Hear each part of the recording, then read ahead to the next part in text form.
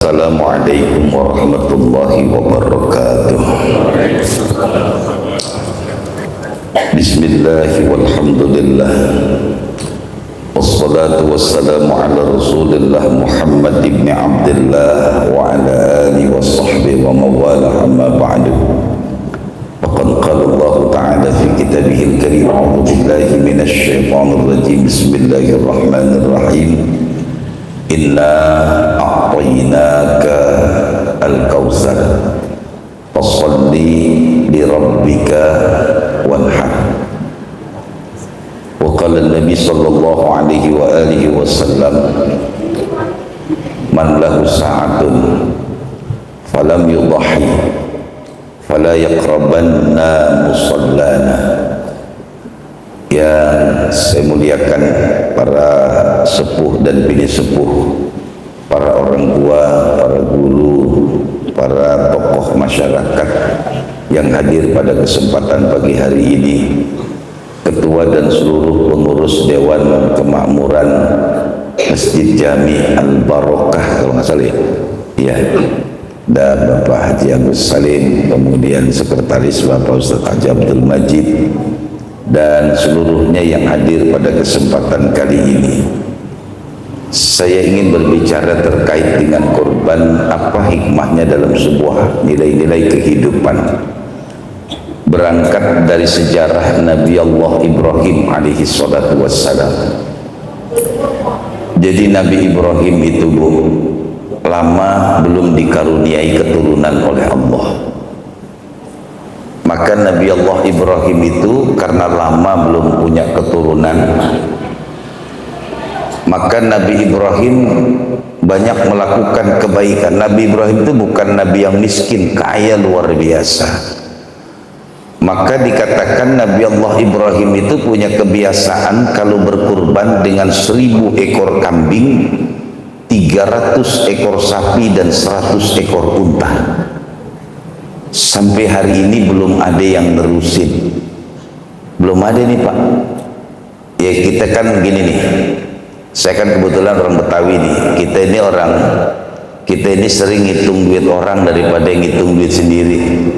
Ya, kalau duit orang kita hitungin, dan duit sendiri ya kita jarang ngitungin. Kita ngitung duit orang lah. Kita contoh aja nih Bu, Pak, kalau 1000 ekor kambing, taruhlah misalnya yang paling murah 3 juta. Kalau 1000 kali 3 juta berapa itu? Berapa? 1000 kali 3 juta berapa? 3 miliar. Ibu bapak kalau punya duit 3 miliar, kira-kira ngurban beli kambing 1000 apa beli tanah bangun kos-kosan? Enggak, saya cuma nanya doang. Bapak nggak jawab juga saya tahu jawabannya.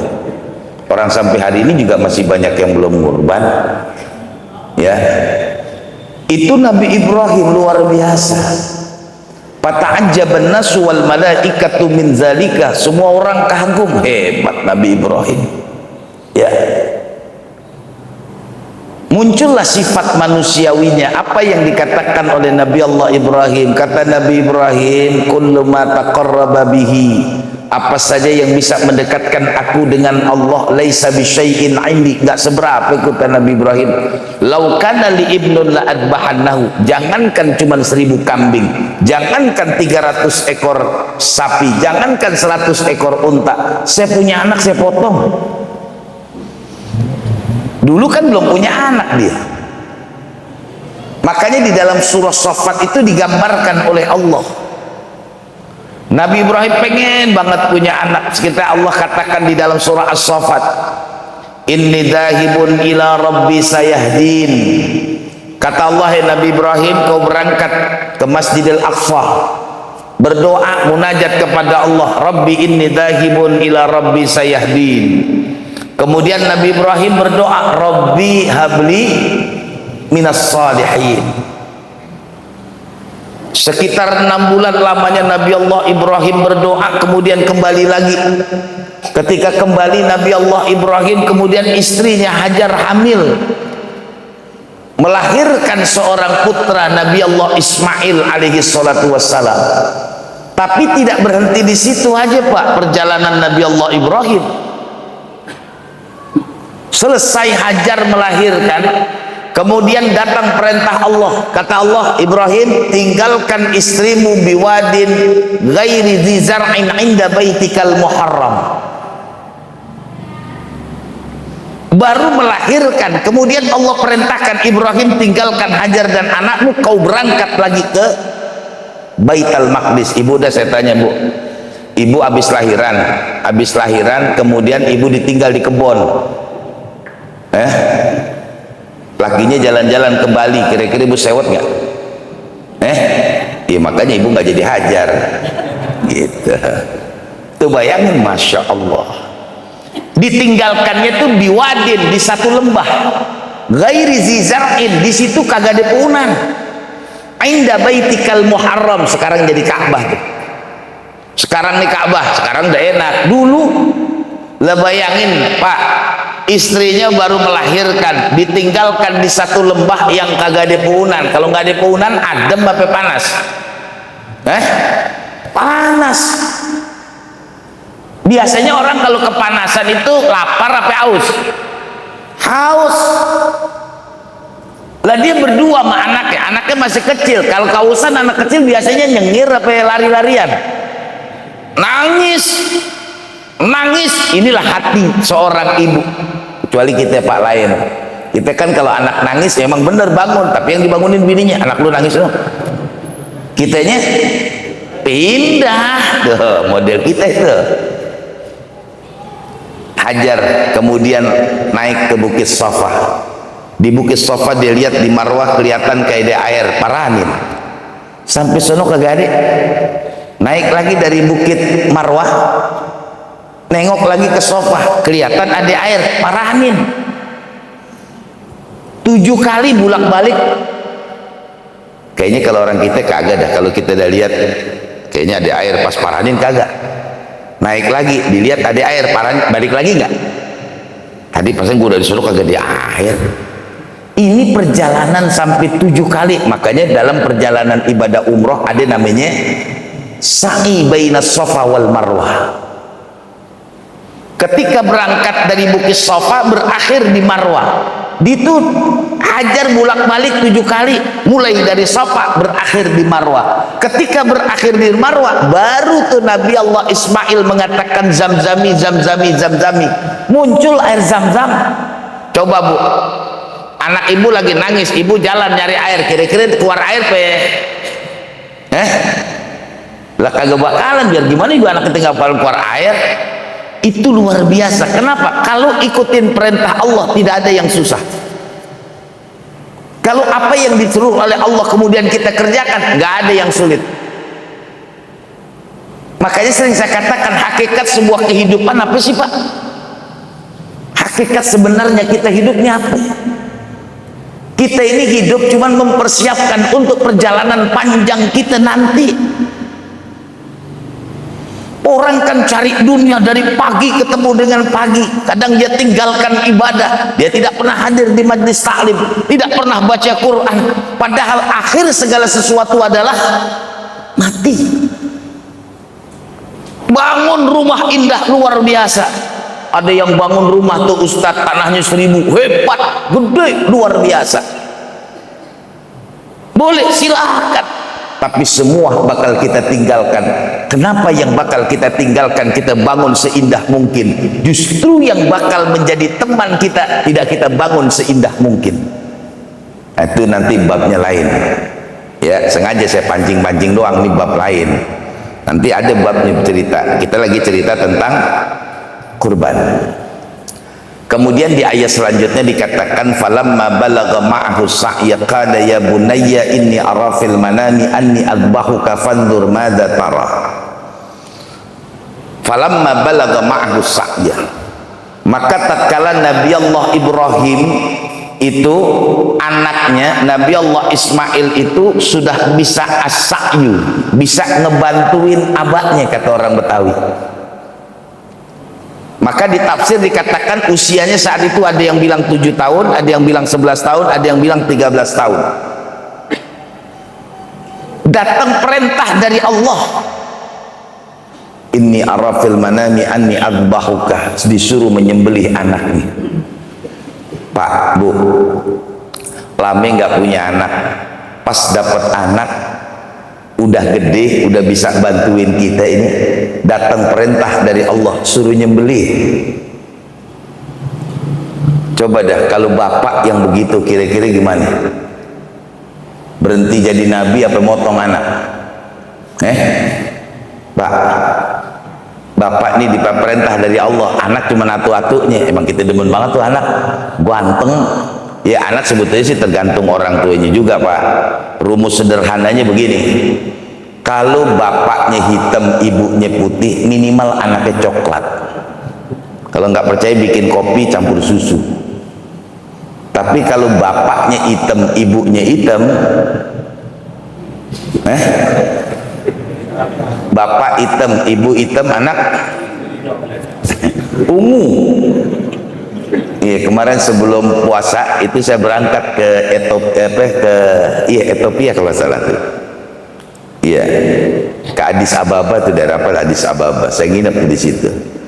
Pas di pesawat saya bareng, ada ibu gendong anaknya. Saya lihat anaknya hitam banget. Pas lihat ibunya hitam, pas bapaknya hitam. Oh, kalau hitam bapaknya, hitam ibunya, nggak mungkin anaknya putih. Kalau bapaknya hitam, ibunya hitam, kemudian lahir anaknya putih, ada investor ilegal. Iya, itu ada penanaman investasi yang tidak masuk dalam agenda itu. Ya, nah ini, itu luar biasa, Pak. Ujian berat. Makanya kata Nabi Allah Ibrahim, ya bunayya inni arafil manami anni adbahuka fanzur madza tarah. Nah, ayah semalam bermimpi dapat perintah dari Allah untuk menyembelih engkau wahai putraku. Contoh walaupun nggak mungkin. Bapak semalam mimpi dapat perintah dari Allah suruh nyembelih anaknya, kemudian bapak ngomong sama anak bapak, kira-kira anak bapak ngomongnya gimana, Pak? Ini contoh doang, nggak mungkin. Misalnya bapak nih, nak sini nak, ngapain? Semalam bapak mimpi apa, Pak? Bapak dapat perintah suruh nyembelih engkau, kira-kira anak kita jawab gimana, Pak? Enggak, saya cuma nanya doang, kira-kira doang. Minimal anak kita ngomong gini, ya mengapa ya? Ayah, saya kan masih muda, cita-cita saya masih saya gantungkan di langit ya. Ya kenapa saya yang dipotong? Gimana kalau ayah yang udah kena asam urat, yang udah kolesterol? Kayaknya kalau ayah yang dipotong pantesan dah. Iya, kalau anak kita ngomongin gitu pasti. Itu Nabi Allah Ibrahim, ya. Nah, kita ambil pelajaran dari ayat ini. Ya bunayya inni arafil manami anni adbahuka fanzur madza tara. Ini pelajaran, Pak. Pelajaran yang pertama, bahwa seorang, artinya kita ini sebagai orang tua, biasakan panggil anak dengan panggilan yang baik. Nabi Ibrahim panggil nama anaknya ya bunayya, nggak dibilang ya waladi, nggak dibilang ya ibni, tapi ya bunayya, wahai permata hatiku, wahai anakku yang aku cintai.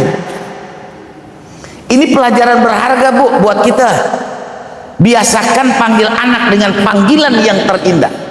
Jangan mentang-mentang anaknya hitam dipanggil tem, sini tem. Mentang-mentang anaknya panjul panggil jul, sini jul. Jangan, Pak. Panggil anak kita dengan panggilan yang begitu indah. Ini pelajaran pertama, ya bunayya. Kemudian pelajaran kedua, fanzur madza tara. Biasakan kita ini berkomunikasi dengan anak. Orang tua tidak boleh otoriter terhadap anak. Nabi Ibrahim kalau misalnya mau bersikap otoriter, nggak pakai ngomong, Ismail besok ikut babak, kenapa? Lu gue mau potong, beres. Tapi Nabi Ibrahim mengatakan fanzur madza tara, bagaimana pendapatmu, nak?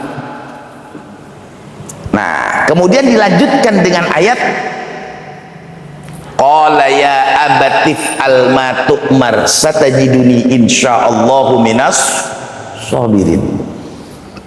Nah, ini kan gayung bersambut dalam istilahnya. Karena bapaknya manggilnya anakku yang aku cintai, pasti anak akan membalas dengan bahasa yang indah. Ya abati. Enggak, Nabi Ismail mengatakan ya abi. Enggak. Tapi Nabi Ismail mengatakan ya abati. Jadi kalau abun itu dalam bahasa Arab namanya bapak. Anak sekarang kan begitu, baru nikah panggil abi, umi biar kelihatan syar'i gitu. Iya, padahal sama aja kalau dipanggil ayah, panggil papa, same. Kalau mau panggilan yang indah, abati. Itu panggilan yang baik itu. Kalau bahasa orang Betawi panggilnya abah. Kalau bahasa orang Sunda ujungnya dikasih ha, abah. Kalau orang Jawa depannya dikasih m, mbah. Nah, itu panggilan indah. Mbah pripun kabare, mbah apik ta? Wapi. Nah, gitu. Sekarang nih orang-orang tua pada ogah dipanggil mbah. Jangan panggil mbah, omah, omah. Iya, itu bahasa. Hebatnya Nabi Allah Ismail mengatakan ya abatif al-matu marfa, kalau perintah Allah kerjakan. Subhanallah. Apa kata Nabi Allah Ismail? Satajiduni insyaallahu minas sabirin. Tenang aja Pak, Bapak akan mendapatkan kami semuanya termasuk orang-orang yang sabar. Subhanallah. Ya, ini kan sebuah pelajaran Pak. Jadi pelajaran yang pertama, Nabi Ibrahim memanggil anaknya dengan panggilan yang indah. Yang kedua, Nabi Ibrahim berkomunikasi dengan anaknya. Yang ketiga, Nabi Ibrahim ketika ngimpi disuruh menyembelih anaknya, dia nggak ngomong sama bininya, tapi langsung kepada anaknya. Bu, Nabi Ibrahim nggak ngomong sama bininya. Coba ada bapak dapat ngimpi nih, ngimpi. Mah, ngapain semalam ayah ngimpi? Ngimpi apa nih ya? Suruh motong anak kita yang atu-atunya. Kira-kira jawaban bini kita gimana Pak? Ya kira-kira doang. Kira-kira gimana? Wah ilah, wah buang, jangan kurang ngajar buang. Wah ilah, lo nggak ngerasain hamil, nggak ngerasain lahir, nggak ngerasain rawat anak, main potong aja. Wah ilah, pasti ngomel. Ini bahasa. Apabila ada kalimat, ada keinginan, yang penting tidak selalu harus komunikasi dengan ibu, langsung ke anak boleh. Ini kan urusan-urusan yang luar biasa Pak, potong anak. Oh Pak, kalau Nabi Ibrahim ngomong sama Hajar, nangis kelojotan, ya Allah Bang, dinangis sudah dah. Enggak, langsung ngomong. Maka di dalam kitab itu dijelaskan tanggal 8 Yaumut Tarwiyah, tanggal 9 Yaumul Arafah, tanggal 10 Hari Raya Idul Adha. Kalau kita sekarang di tanggal 10 Nabi Allah Ibrahim nyuruh istrinya, ya Hajar albisi waladaki ahsana siyab, wahai istriku, pakaikan anak kita ini Ismail dengan pakaian yang indah. Bu, saya cuma nanya ibu-ibu nih, Bu. Ibu nih ntar pagi lakinya bilang, mah apaan ya, mandiin anak kita itu pakai pakaian yang cakep. Ibu nanya nggak mau diajak kemana sama lakinya? Nanya pasti. Mau ajak kemana Bang? Nabang. Kira-kira ibu ikut rapi apa anaknya doang yang rapi? Oh, ibunya rapinya duluan. Anak belum dandan ibunya pakai bibiran. Tuh. Hajar nggak ngomong, nggak nanya, disuruh mandiin, disuruh pakein baju yang cakep, pakein baju. Kemudian Nabi Ibrahim masuk ke dalam rumah, wa ma'u hablun wasikinun, yang dibawa tambang me pisau. Bu, ini saya tanya lagi Bu dah. Anak udah dirapiin, rapi nih, mandi, pakein, ya rambutnya dipotong belah tengah dah, pakein minyak rambut tancu, jangan lavender, apalagi orang ngaring, nggak ada lah, tancu aja yang goyang, yang nggak bisa kena angin nggak goyang. Nah kalau misalnya begitu, anak udah rapi, lakinya bawa tambang sama pisau, ibu tanya nggak? Tanya, gimana Bang, anak udah rapi nggak perlu buat tambang sama pisau, gua mau ngalah cepedak. Kira-kira diganti nggak bajunya?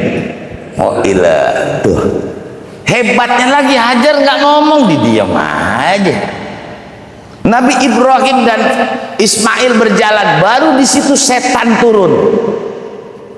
Iblis laknatullah turun.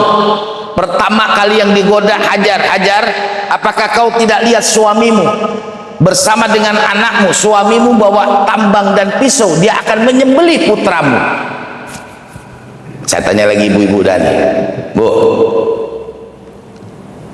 lakinya sama bininya, lakinya sama anaknya lagi jalan, kemudian ibu baca di grup WA nih, po, kenapa?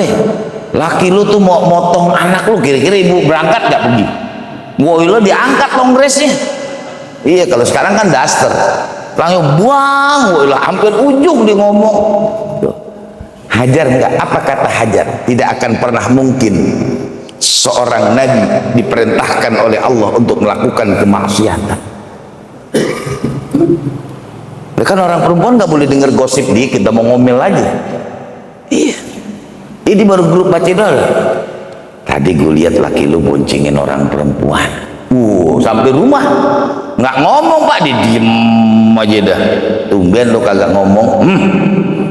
Ngapain sih? Gitu aja. Nah ketahuan lakinya tukang ojek. Kalau tukang ojek apa siapa aja boncengin. Nah yang perempuan naik kan naik. Emang lu kagak tahu laki lu tukang ojek? Iya, dapat gosip ngomel. Tuh Hajar bu, hebat luar biasa, nggak kegoda dia. Kata iblis, nggak kena digodain bininya, maka dilemparin batu tuh menjadi lontar jumroh. Besok nih ya, hari Minggu tuh semua jamaah haji akan melontar jumroh karena hari ini wukuf di padang Arafah. Nah kemudian kata iblis, kalau bininya nggak bisa digoda, coba dah datang kepada Nabi Ibrahim. Ibrahim, lama kau ingin mendapatkan anak, kenapa setelah kau dapatkan kau ingin potong anakmu? Apa kata Nabi Ibrahim? Jangankan cuman anakku, kalau perintah Allah aku pun siap untuk melaksanakan. Hebat. Lemparin lagi pakai batu ya, menjadi lontar jumroh juga tuh kan, ada jumratul ula, wusqa dan aqabah. Kata iblis, bininya udah, lakinya udah, tinggal atuh nih anaknya. Maka diceritakan, ya Ismail, innaka tafrah wa tal'ab, enak aja, seneng sono, lari sini. Ismail, bapakmu itu bawa tambang dan pisau, ente bakal dipotong. Wah, anak sekarang kalau digotain begitu, wah ngambek udah. Apa kata Nabi Allah Ismail? Enggak, ayahku itu sangat suka kepadaku, enggak akan pernah mungkin ayahku akan menyembelihku. Subhanallah, dilemparin lagi pakai batu. Ini luar biasa pak, istrinya imannya kuat, suaminya imannya kuat, anaknya imannya kuat. Makanya sering saya katakan begini, kita ini pak bu, kalau mau kurban, godaan kita nggak jauh dari 3, suami, istri, sama anak. Contoh, kalau kita ini pak sebagai seorang suami pengen kurban, itu godaan pertama dari diri kita sendiri. Contoh dah, contoh. Bapak punya duit 3,5 juta, pengen ngurban. Kata orang Jawa, ndilalah. Ngertos mboten dulu? Ada orang Jawa nggak sih sini? Iya, ndilalah. Ada temen datang ke rumah, bang, minta tolong apa bang? Apa sih? Hari ini gue butuh duit banget 3,5 juta. Tuh, gue jual motor Supra X 125, pasaran 5 juta, biarin dah 3,5 juta. Tuh Ambon udah paranin mulu.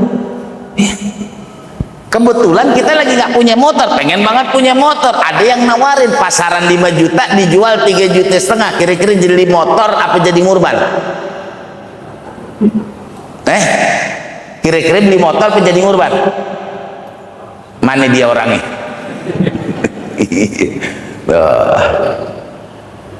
Kalau dia imannya nggak kuat, udah dah, yarin emang dasar kita kagak, memang nggak pernah bisa ngurban, udah biarin aku beli motor dah, di motor dah. Baru pakai 3 hari, ya turun mesin. Nah kan sengsara tuh luar biasa, ya itu. Kalau kita kuat, enggak, ini duit buat ngurban. Maka ujian yang kedua pak, kita kalau ngurban kan kudu ngomong juga sama bini. Mah, ada apa ya? Kita ini jadi jamaah Masjid Jami Al Barokah, tiap tahun dapat kupon kurban, masih nggak pernah ngurban. Tiap tahun dapat kupon kurban, masih kagak pernah ngurban. Tiap tahun pak dapat kupon kurban, masih kagak ngurban. Ada nggak di sini tiap tahun dapat kupon kurban kagak ngurban? Di sini ada nggak? Nggak, saya mau lihat mukanya aja. Iya. Dan kita kudu ngomong begini. Gini ya. Kalau memang kita mau ngurban nggak apa-apa ya. Cuman, nah kalau bini ngomong cuman dengerin tuh Pak Bu. Apaan sih mah? Gini, mama kan ikut arisan PKK. Udah 6 bulan belum dibayar. Emang berapa mah? Pas banget 3,5 juta. Kira-kira jadi ngurban apa kelarin urusan bini? Coba-coba kakak ngarisin bini setahun Pak, satu ngadep kanan satu ngadep kiri. Itu ujian. Kalau kita ini suami istri udah kuat bener bang, malu kita bang. Masih kita nggak pernah ngurban di masjid ini, malu bang. Udah kita berangkat yuk cari hewan kurban. Baru sampai di belokan anak kita, ya mah mau kemana? Mau beli hewan kurban. Tar dulu. Nih teman-teman sini nih, udah pada ganti HP Apple 13 Pro Max. Iya, karena anak kan temennya HP bukan sepeda. Pokoknya kalau ayah kagak dibeliin sepeda kagak bakalan sekolah, ngambek. Kira-kira bapak nih jadi liatin hewan kurban apa pergi ke Depok City apa sih namanya? Kalau di Jakarta beli di Blok M Mall. Kira-kira jadi ke sana apa jadi beli HP? Itu ujian Pak. Ujian.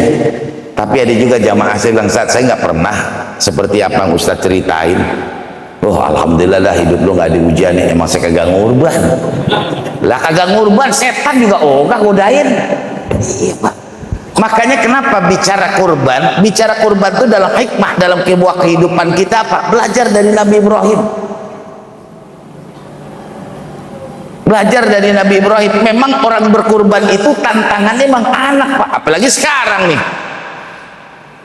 Anak liburan sekolah, habis liburan sekolah besok mau masuk sekolah. Yang SMP mau ke SMA, emang kagak bayar. Dari SMA mau kuliah, emang UKT murah, UKT Pak, bukan tapera. Iya kan lagi mahal. Lah sekarang kan kita mikir, kalau kita ngurban anak besok mau masuk sekolah, kira-kira gimana Pak? Jadi ngurban apa urusin anak sekolah? Pasti anak sekolah udah urusan. Biarin dah ngurban kagak, yang penting dapat kupon. Gitu. Coba lihat di ayatnya. Ketika Nabi Allah Ibrahim melaksanakan itu apa yang diperintahkan oleh Allah, falamma watallahu lil jabin. Kemudian Allah katakan, ya Ibrahim qad shaddaqta ru'ya inna kadzalika najzil muhsin. Ibrahim, mimpimu benar, aku akan berikan kau ganti. Dan Allah sebelumnya katakan wahada inna hada, bahwasanya apa yang diperintahkan oleh Allah kepada Nabi Allah Ibrahim adalah balaun mubinun, ujian yang nyata. Tapi ingat kata Allah, wa fadainahu bidzibhin azim. Kata Allah, kau kurban aku ganti dengan sembelihan yang besar. Maka dalam bahasa Arab itu ada kabir besar, akbar sangat besar, tapi kalau besar banget azim. Kalau orang Jawa bilang kewede. Iya, kalau orang Jawa kan begitu tuh. Saya dulu masih di Jawa Timur begitu tuh. Ya apa rek, wedhus ya. Wah, wedhusnya kewede. Kalau udah ngomong begitu Pak, nggak usah pakai tengokin, itu pasti gede. Iya. Ya apa wedhusnya gede. Nah itu lihat, tengokin Pak, bisa jadi kecil. Tapi kalau dibilang ya apa Mas, wedhusnya gede. Itu pasti gede banget itu. Nggak usah, pokoknya nggak usah kita tengok. Lah bawain aja udah, beres tuh urusan. Ya. Nah ini orang yang ngurban. Makanya begini. Ini udah mau jam 6 masalahnya, dikit lagi udah mau habis. Sampai jam 6 doang nih Pak nih. Ya. Sehingga begini. Ya, baginda Nabi memberikan satu sinyal. Satu kata Nabi, man lahu sa'atun falam yudahi fala yaqrabanna musallana. Barang siapa yang diberikan oleh Allah sa'atun, keluasan, bukan kaya, orang yang punya keluasan, kemudian tidak berkurban, Apa kata Nabi? Wala yaqrabanna musallana, jangan kau dekati tempat aku sholat, kata Nabi. Itu yang pertama. Yang kedua, hadis Nabi apa? Doha Rasulullah bikabsyaini amlahaini akranaini. Baginda Nabi itu berkurban dengan 2 ekor kambing domba. Jangan berhenti di kambing aja, kambing domba yang gemuk, putih, bertanduk. Kalau nggak percaya bapak beli di Garut tuh, domba Garut berapa kira-kira? Bisa 15, 30 sampai 50 juta. Kira-kira ini ibu kalau punya duit 50 juta beli domba Garut apa beli domba yang biasa yang 3 juta? Iya. Saya kadang-kadang mikir gini, buka dalam kitab Syamil tentang kehidupan Rasulullah, Pak, Bu. Rasulullah itu diceritakan bajunya itu cuma 3, 1 yang dipakai, 1 yang disimpan, 1 yang dijemur. Ngurban 2 ekor kambing. Kita bajunya berapa, Pak? Bapak punya baju berapa ya? Ada nggak 3? Bapak punya baju berapa ya? Ada nggak 3? Lebih, Pak Ustadz. Ngurban nggak? Masih nggak malu sama Rasulullah yang bajunya cuma 3, ngurban 2 ekor kambing? Yarin dah dimarah-marah, bisnis saya pulang. Iya, lah kagak, saya cuma cerita ini baginda Rasulullah begini. Bahkan satu ketika Rasulullah di pagi hari itu kalau habis sholat subuh selalu Rasulullah bertanya kepada Aisyah radhiyallahu anha, "Ayah Aisyah, pagi ini kita makan apa?" Apa kata Aisyah radhiyallahu anha? "Nggak ada apa-apa wahai suamiku, cuma 1 butir kurma." Ya sudah, sarapan pagi pakai 1 butir kurma dibelah 2, setengah dikasih Aisyah radhiyallahu anha, setengah dimakan sama Rasulullah. Bayangin Pak, Bu, Rasulullah tuh cuman makan paginya pakai kurma 1-2 butir aja, ngurban. Kita yang makan paginya pakai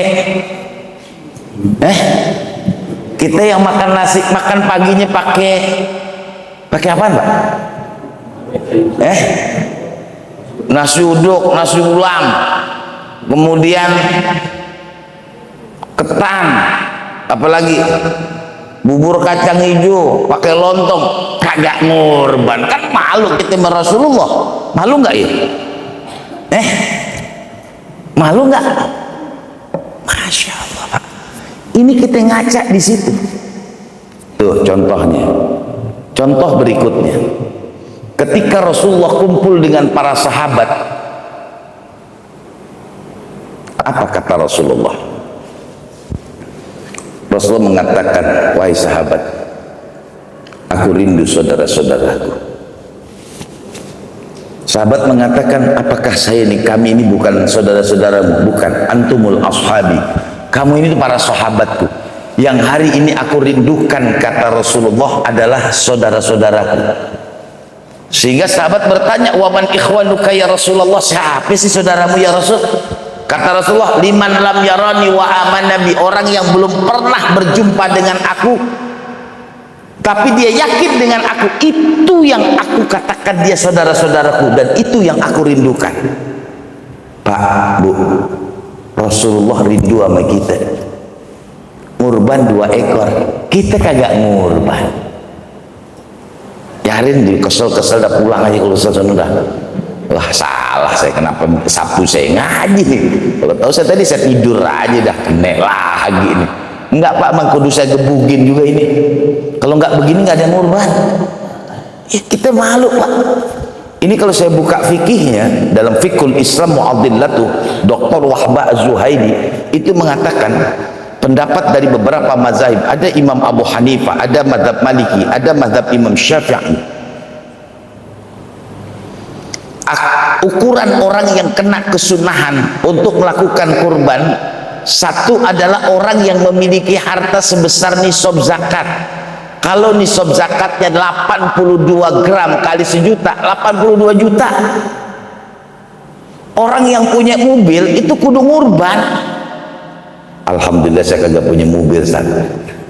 Tapi kan punya motor, PCX, NMAX, Beat, sama motor listrik. Alhamdulillah nggak punya juga Ustaz. Tapi kan punya kontrakan 5. Iya. Alhamdulillah Ustaz nggak punya juga. Nah kan lakinya kerja. Bisa Pak kalau kita mau berusaha. Iya. Malu kita di hadapan Allah. Malu sama Rasulullah. Bahkan ketika Rasulullah meninggal dunia, itu ketika dicabut nyawanya, Rasul mengatakan, Israel sebentar, ada apa ya Rasulullah? Saya ingin bertanya, apakah sakitnya sakaratul maut semacam ini? Israel hampir minta maaf. Apa kata Rasulullah? Enggak. Bila Allah mengizinkan, tumpahkan semua rasa sakit umatku kepadaku. Tumpahkan semua rasa sakit sakaratul maut umatku kepadaku, kata Rasulullah. Bayangin Pak, kalau Allah mengizinkan, kata baginda Nabi, tumpahkan semua rasa sakit sakaratul maut umatku kepadaku, kata Nabi. Masa kita yang ditanggung sakaratul mautnya kagak ngurban? Gak pantes. Saya balikin ke situ doang Pak, balikin biar orang pada ngurban, itu doang. Ceritanya mah kemana-mana, yang penting pada ngurban. Lah malu Pak, malu banget. Saya lihat tuh, kalau lihat ya Allah, Rasulullah dengan kesederhanaannya ngurban 2 ekor kambing domba yang gemuk. Sampai hari ini saya belum bisa beli kambing domba yang gede, yang putih, yang bertanduk, yang gemuk. Saya belum bisa. Saya baru bisa patungan ikut kurban 3,5 juta. Itu pun saya masih dapat daging 4 kilo. Iya. Nabi Ibrahim 1000 ekor kambing nggak minta paha belakang. Iya, coba-coba yang ngurban kagak kebagian dagingnya, sewot, besok gua nggak ngurban lagi, begitu kayak ngancem. Ada nggak di sini yang begitu tuh? Nggak ada, alhamdulillah. Wah, kalau ada saya mau liatin mukanya mana dia. Habis saya liatin saya pulang dah. Oh, ini orangnya modelnya gitu doang Pak. Malu kita. Lah coba dah. Coba begini. Dulu waktu kita kerja, settle ekonomi kita taruh di usia 30 tahun. 30 tahun ekonomi kita mulai settle. Ya istilahnya mulai mapan dah, mulai enak. Sekarang usia kita 60 tahun. Berarti kan ada 30 tahun. Apakah kita sudah ada 30 ekor yang kita berkurban kalau setahun sekali?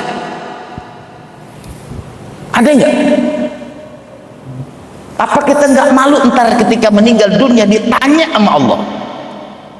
Malu kita. Malu. Lihat sahabat. Bilal bin Rabah memang orang kaya. Hidupnya sederhana. Tapi masih ngurban. Jadi sahabat tuh kalau sudah mendengar apa yang disampaikan oleh Rasulullah, nggak ada. Ikan kadang-kadang kita minta syafaat dari baginda Nabi. Masa yang diperintahkan oleh Rasulullah setahun sekali aja kagak bisa kita kerjain? Kalau tiap bulan maklum dah. Tiap bulan, bulan besok ngurban, bulan besok ngurban, bulan besok ngurban, kagak ngurban masih orang maklumin. Nah ngurban setahun sekali pakai peri. Ya kayak anak sekolahan. Kan ditanya, bang ngurban nggak? Kayaknya tahun ini gue peri dah. Lah sekolah kagak pakai peri. Iya, saya kadang-kadang mikir, kemarin saya khotib tuh di kantor wali kota Jakarta Selatan. Saya ngomong gitu di setengah khotib, ngomel aja udah. Iya, ngomel aja. Saya bilang nggak pantas orang yang punya gaji tetap, TKD-nya tinggi, kemudian tidak berkurban, kagak pantas. Iya, Nabi cuma bilang man lahu sa'atun, kalau kita punya keluasan rezeki jangan nggak ngurban. Kenapa? Hikmahnya nanti akan muncul banyak Pak. Pertama kata Allah, wa padainahu bidzibhin azim, aku akan ganti lebih besar dari apa yang kau keluarkan. Kau keluarkan 3,5 juta untuk urunan sapi, aku akan ganti lebih besar daripada ini. Kemudian kau berikan juga nih kepada orang-orang. Tidak hanya itu kata Nabi, wa bikulli luqmatin, setiap gigitan dari daging kurban yang dimakan oleh orang, sama seperti bebaskan budak. Subhanallah. Maka dikatakan hewan kurban kita adalah kendaraan kita nanti ketika kita balik menghadap kepada Allah. Bahkan Rasulullah ngomong sama Fatimah, ya Fatimah, aina udhiyatuki, mana hewan kurbanmu? Fashhidiha, saksikan hewan kurbanmu. Fa innahu, maka sesungguhnya hewan kurbanmu itu adalah yaghfiru laki, akan mengampuni dosamu, bi awwali qatratin taqturu min dami, ketika tetesan darah yang mengalir akan mengampuni dosamu. Subhanallah. Ya, maka saya berharap nih kita, Pak, jadi hikmahnya kalau kita ini berkurban, satu, wapadainahu bidzibhin azim, Allah akan ganti, Pak. Nggak usah takut, nggak usah takut. Ini kadang-kadang ngurban kagak, paha sapi dibawa pulang rumahnya. Yang ngurban kagak, ngumpetin, ditaruh di menara. 3 hari baru ingat, ya ada di, baru ambil, nah busuk. Iya, Masya Allah. Jangan, Pak, Bu, saya ingatkan saja. Ya, kemudian Allah katakan juga, inna hadza la bala'un mubin, ini ujian berat kok. Coba aja dah, hari ini kalau kita nggak berkurban, kan kita berpikir, ya Allah, ini urusan ini, urusan itu, urusan eno, kayaknya gue nggak ngurban dah tahun ini. Besok begitu lagi, Pak, besok begitu lagi. Akhirnya udah kebiasaan kagak ngurban, anteng aja. Ya, itu tuh. Saya berharap nih, saya minta kepada seluruh jamaah, saya, Allah, sudah saya sampaikan ini pesan ini ya Rasulullah kepada semua jamaah yang hadir pada kesempatan kali ini. Kalau dia orang yang mendapatkan hidayah, maka dia pasti akan berkorban. Kenapa? Kita malu di hadapan Allah. Semua apa yang sudah Allah kasih, makanya bahasa Qur'annya apa? Inna a'tainaka al-kausar, inna, sesungguhnya kami, kata Allah, a'tainaka, kalau khitabnya ini kepada baginda Nabi Muhammad, tapi khitabnya kepada kita ini, kata Allah, aku sudah kasih kau nikmat yang banyak. Apa yang diminta oleh Allah? Fasholli li rabbika wanhar. Berapa nikmat yang sudah Allah kasih ke kita? Coba kalau kita berobat, saya ngerasain, Pak, operasi mata dari 15 juta ini sebelah, tinggal sebelahnya doang, nanti bersebaran. Masya Allah, mata cuma dikelet doang, katarak, ganti lensa 15 juta. Besok 15 juta lagi satu. Subhanallah, saya bilang Masya Allah. Kurban yang 3,5 juta kita nggak kuat, mati yang 15 juta kebayar. Nah, terakhir udah jam 6. Gini, Bapak perhatiin siapa teman-teman kita yang keluasan rizkinya adik kemudian tidak berkurban. Bapak liatin aja, ujiannya nanti adik, tonton aja udah, tonton aja. Saya begitu, pas saya liatin, cat dia begini-begini, emang dia nggak ngurban, pantas diuji sama Allah. Itu aja saya bilang. Orang ayatnya jelas kok, inna, sesungguhnya kami a'tainaka, telah memberikan kepada engkau ya Muhammad al-kausar, artinya Allah sudah kasih nikmat yang banyak. Masih kita masih nggak mau ngurban juga? Ya, itu, ini bagi renungan buat kita. Udah jam 6 lewat 1 menit. Kalau ada yang mau nanya boleh, kalau kagak ada yang mau nanya saya mau pulang. Tidak hujan apa hujan? Iya, biasanya di sini hujan, di Mampang kagak. Iya, ada yang mau nanya nggak? Oh iya, silakan. Assalamualaikum. Waalaikumsalam warahmatullahi wabarakatuh. Batasan luasan itu seperti apa, Pak? Artinya ada yang menunjukkan katanya waktu antara sampai 9 hari berapa? Nah, kemudian ada yang mengatakan batasannya adalah uang, misalnya uang yang ada di dalam lingkungan. Nah, lalu bagaimana menurut Anda? Dalam kitab Fiqhul Islam wa Adillatuh yang dikatakan qadir, orang yang mampu berkurban itu satu, orang yang memiliki harta sebesar nisab. Yang kedua dimaknakan adalah orang yang saat itu dia punya kemampuan untuk membeli hewan kurban. Ya. Yang ketiga menurut mazhab Imam Syafi'i namanya al-mustati', Siapa al-mustati? Orang yang ketika hari raya Idul Adha, ayyamut tasyrik, dia hidup berkecukupan. Maka orang ini dianggap luas dan sunnah untuk berkurban. Begitu ukuran luasnya dalam konsep fikihnya. Iya, saya bawa kitabnya nih, gitu, namanya Fiqhul Islam wa Abdillatu. Konsep orang yang disunnahkan untuk berkurban bila dia memiliki harta sebanyak nisab. Yang kedua, kalau dia mempunyai harta, mempunyai uang untuk membeli hewan kurban. Yang ketiga, ketika orang itu memiliki kemampuan makan ya di hari raya Idul Adha dan ayyamut tasyrik, maka orang ini disunnahkan untuk berkurban. Bahkan di madhab Imam Malik dan Imam Hambali, Imam Malik mengatakan walau istata'a ayyastadina istadana, kalau dia bisa ngutang, ngutang. Kalau di madhab Hambali mengatakan biddaini, boleh dengan cara berhutang, tapi wajib bayar utangnya. Misalnya begini, kayaknya saya baru bulan Agustus dah ada bonus turun, pinjam duit dulu 4 juta, ntar bulan Agustus baru gantiin, boleh. Tuh, begitu Pak. Ya, dalam konsep fikihnya. Ya, ada lagi. Ibu mau nanya nggak Bu? Nggak usah ya. Dah cukup. Ya. Demikian, mungkin ada kata dan kalimat yang mungkin kurang berkenan. Saya mau dibukakan pintu maaf yang setulus-tulusnya. Mudah-mudahan apa yang saya sampaikan ini punya manfaat buat kita, dan mudah-mudahan kita semua yang hadir di pagi hari ini, di waktu yang mustajabah ini, semuanya bisa berkurban di tahun ini. Ya, demikian, terima kasih. Wassalamualaikum warahmatullahi wabarakatuh.